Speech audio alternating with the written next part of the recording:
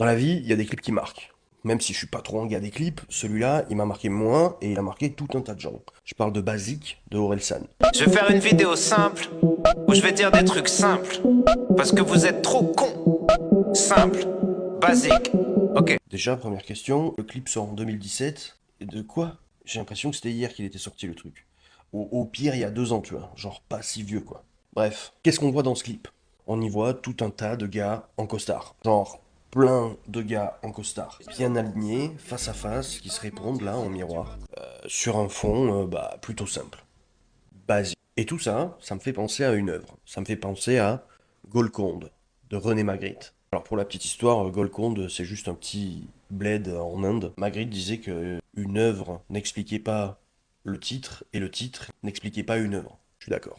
Pourquoi ça me fait penser à cette toile? La ressemblance évidente aux gars en costard. Genre tout un tas de gars en costard, tous identiques, qui flottent dans l'air, un peu en rythme. Tu vois, c'est presque n'importe quoi, mais c'est pas n'importe quoi. Mais aussi parce que l'interprétation qu'on fait de cette toile et de ce que propose Magritte en général, l'uniformité, de standardisation, de l'individualité, effacée au profit de la conformité, en gros, les gens sont identiques et ils flottent là sans but apparent, sauf celui de ressembler aux voisins. Ce qui colle parfaitement à ce que nous raconte Orelsan dans Basique, puisqu'il nous raconte les trucs absurdes qu'on retrouve dans notre société. Entre avoir des principes et être un sale con, la ligne est très fine.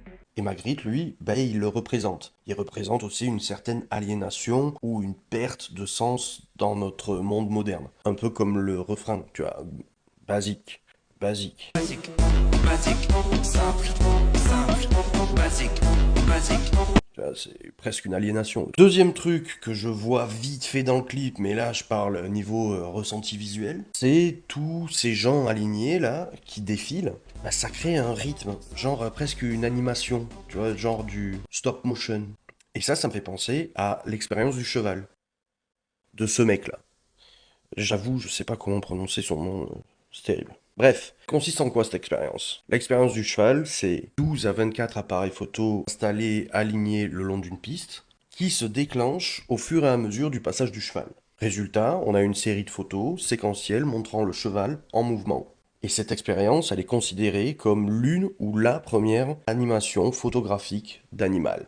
Tout ça pour savoir si un cheval au galop avait, à un même moment, les quatre fers en l'air. C'est tout. C'était juste ça. Voilà, pas plus. J'ai trouvé que Magritte et Orelsan, en tout cas avec ce son, et même un peu ce que raconte Orelsan dans ses textes, hein, avec sa critique de société, etc., René Magritte le faisait tout aussi bien, en peinture. C'est à ça que j'ai pensé quand j'ai vu le clip. Mais je pense qu'il doit y avoir plein d'autres trucs